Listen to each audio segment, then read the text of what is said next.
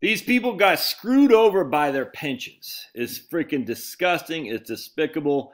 And it just should never happen again. And thankfully it doesn't. And thankfully, you have 401ks instead, 403bs, 401ks, defined contribution plans. I'm telling you, man, this is freaking despicable stuff I'm going to share with you here in just a second.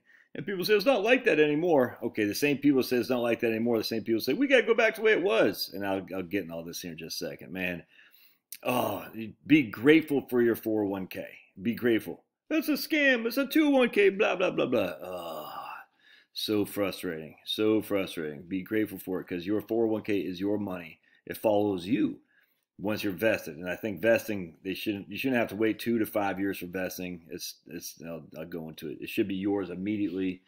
Oh, there's a baby. He wants to come in. Hold on just a sec. I start doing a video, a dog starts yelling at me. Say, Dad, pay attention to me. All right. Well, all right, so let's dive into this. This is just despicable. All right, so here's from the 1968 Pensacola News Journal. This is a wire. It's an AP, I think, had written this. So what happens in a wire? So back in the old days, and that's actually probably still somewhat today because it's just less papers now. You know, basically like your local news rag would have their local. There's Pablo. All right, look at him. There he is. Your local news rag would basically write the local paper stuff, but they would get reports from the Associated Press, UPI, and some others, syndicate writers and whatnot, that would do more of the world and the national stuff. And so even though this was published in the Pensacola News Journal, it was published amongst many different papers this guy's writing because, again, how the wires work. But here, think you've got a pension coming? Odds are you'll never get a cent. If you think you've got a pension coming, you better take another look at your plan and read the fine print. There very likely is no pot of gold waiting for you at the end of the rainbow. The great pension mirage begins today and will continue in the daily the Pensacola News. So let's check this out because this is 1968, just 2 years before your old buddy Josh was born. All right. Millions of Americans who think they're covered by a pension won't get a cent. In fact, 75% of the workers who think they'll get a private pension will never see a pension check. The startling disclosure from the Department of Labor. Workers leave a job before retirement. They're constantly changing jobs, geared to an economy with constantly changing technology and changing demand for goods and services. The plain fact is that while our American economy was the most mobile in the history, our pension plans, except for Social Security, are designed for the one job for a life economy. Yep, and let's just keep reading here. Economy of 100 years ago. In addition to this complicated rule denies benefits to many others who have worked under private pensions. Interesting. 10,000 pension funds blew up, collapsed, or just faded away in the last 12 years. Some pension funds are excellent, but even though these are subject to rules that can deny a pension to a woman who's worked in a garment factory 8 years a day for 29 years, or a man who's built autos for 43 years. These are real cases. Ms. X worked for a dress manufacturer covered by the International Ladies Garment Workers Union pension plan from 1931 to 1944. Then she stayed home for 6 years to giving birth to a daughter and rearing her to school age. Then in 1950, she went back to work in the same industry on the same pension plan until 1966. So she had worked for 29 years under the pension plan. At 62, Ms. X, then a grandmother, was eligible for Social Security, and she decided to retire. The union said she was not eligible for the pension because the pension plan provides that women at 62 and men at 65 with 20 years of attachment to the industry in the last 25 years immediately preceding retirement are eligible. With 29 years of service, Ms. X did not meet the specifics 20 years in the last 25 years. She would have had to come back 1 year sooner after her break in service in order to be eligible. She and thousands of others who have left their jobs for varying periods are no longer entitled to pensions. William Kelly was the chief mechanic in a biscuit manufacturing company in New Orleans. This company had an employment administrative pension plan. When he reached 65, he said, I applied for my pension, but I could not get one. The bosses in the company replaced the cash in the pension funds with IOUs, which are now worthless. Paul Mendez worked in the quality control division of a winery in California. 1 year before he was to retire, the winery was bought out by a competitor. When Mendez applied for his pension, he discovered that the new company had cut his pension in half. These plans and thousands like them had promised the worker that when he retired, not only would he find Social Security check in his mailbox, but he would also receive a check from his pension fund. These checks would have allowed him to live comfortably, even if modestly, for all the years in retirement. The facts belie the promises. Of the millions of workers covered by private pensions, only 1 out of every 4 will either collect a cent, will ever collect a cent.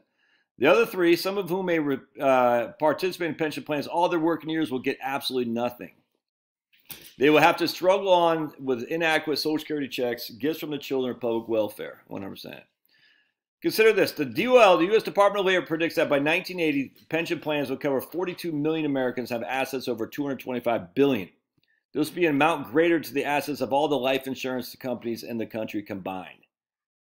These billions are for the property of the beneficiaries. Every company contracting to pay a pension calculates its contribution to its pension system as part of its cost of labor, just as much as it counts workman's compensation, hospitalization, cafeteria losses, Social Security gifts as cost of labor. In fact, the union negotiations companies often say something like this: we'll settle for 50 cents more an hour, all right? We'll settle for 50 cents more an hour for the new contract, and you have it divided any way you want in hourly wages, increased hospital benefits, pensions, whatnot. The fact that pension contributions are part of wages and that pensions belong to the men and women who earn them is beyond challenge. Why then? Why is hundreds of billions piled up? Can't the worker opt out? Can't the worked out aging men or women always get his pension? There's one basic reason. Pension plans are so drawn up that the worker has little rights to the money his labor has helped accumulate. The catches in the plan wipe out a worker's rights. 100%. 700,000 workers lose. Pension plans legally sunk. Check this out here. This is crazy. All right, right here. Right here. One catastrophic closing was at a Studebaker plant in South Bend. The pension plan was started in 1950. The start of this, let's see. How many workers lost their pensions because of a 9-year postponement of amortization is not on the record. Then the plant is closed. One man told a congressional committee, check this, no, we just went this. We just did all that. No, sir. My name is Nolan Miller. I'm 59 and have worked at Studebaker since 1926. I have a boy 16 at home, and I don't see any possibility for him to get a college education. I had depended on my Studebaker pension along with Social Security for a living when I reached retirement. There was never any serious thought that we might lose our pensions because of plant closing. When we finally came to the realization that only those who already retired or had reached 60 by November 1964 could get a pension because the plan wasn't sufficiently funded. Dude, it's freaking insane. Can you imagine? Plant can move from one state to another. Unless all the workers follow, they lose their pension rights. Here we got a guy right here. Where do I stand? I am 58. I've worked at this plant all my life. My wife wants to know if I get a pension. How long will it continue? Why? Because there are $2.5 million in pension liabilities and only $800,000 of assets. The fact is, the present owners bought this plant 6 years ago and are transferring operations little by little. They really bought the product line to the customer rather than the physical facilities, and that they do not assume any liability for a worker's pension. Until a man retires and is actually collecting a pension under contract, he has no legal right to sue his employer or to fulfill the terms of the pension contract. Such is the law. Here. Directors of companies and labor leaders who usually set up the pension plans are the people who are the trustees, generally speaking. They are the men who choose the bank or insurance company to administer the fund, and they are the men who tell the bank how to invest. If a participant in a pension fund suspects trustees are using the money for their own interest, there's nothing he can do about it. They may be robbing him of his pension, but no law protects him. If he tried to sue, the only result might be that he would lose his job. Ah, man, a curious feature of the pension funds that employers and labor leaders almost always collect handsome pensions. Sometimes they participate in multiple ones. So this is what I love right here. After the failure of the banks, we set up the FDIC, and then he starts proposal would be to set up the PBGC, which we ultimately did. But that's a fact right here, man. That's a good thing that we got the PBGC. The problem with the PBGC, of course, is expensive. And the companies don't want to be on the hook for these pensions. So they say, look, we're going to let you do it. We don't want the responsibility. And so you do it. Your money, it's your money. And what I like about that guy who wrote this, there's another one too, which I'm not going to read you here. Go, buddy. What I write, he said, look, this is deferred comp. This is deferred wages. The cost of employee is $100 a week. He's using this in 1968. The income for employees is $100 a week, but it actually costs the business. Come on. Oh, he wants to play fetch. Come on, up here. Let's see. Come here. Come on, up. Come on. Look, he's got his. Oh, yes, sir. He wants to play fetch. Here comes Pablo. All right, so the cost of the company is 120. So the guy's only making 100 for fringe for salary, but his cost 120. Some of those fringe benefits, insurance and whatnot, but the other is deferred compensation that would be paid out during the pension plan. The pension plan and your 401k should be 100% vested in you right now. That should be your money right out the gate. You shouldn't have to wait 2 years or 5 years, whatever it is for safe harbors, 2 years, or a cliff vesting. You're like, no. The company put that in there for my benefit. That is my money, because if they didn't do that, in theory, I would get a higher salary. Anyway, the whole thing's crazy, man. And that's just the same thing with 401ks, too. But the thing with the pensions, everyone just looks back. The pensions were great. We need to go back. It's just as freaking insane. Well, now we have laws to protect us against that. Yeah, and those laws make it more expensive to manage the pensions. On top of that, you got to work for 10, 15, 20, 30 years to get the pension. Well, I can get a pension after 5 years. Yeah, it's not going to be that much. All right, you get $200 a month. Would you rather have that or $40,000 in your 401k? I'd rather have the $40,000 because you're also not going to get that pension to, 60, 65. I'm not against pensions. I do have people got pensions all the time. And when they work, they're freaking fantastic.